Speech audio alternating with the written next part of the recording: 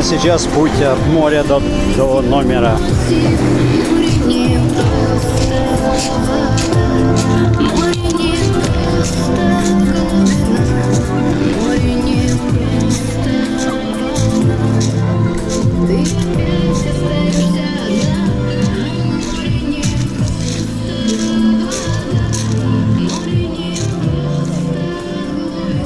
Смотрят на такую арку. Пляж Чкаловский.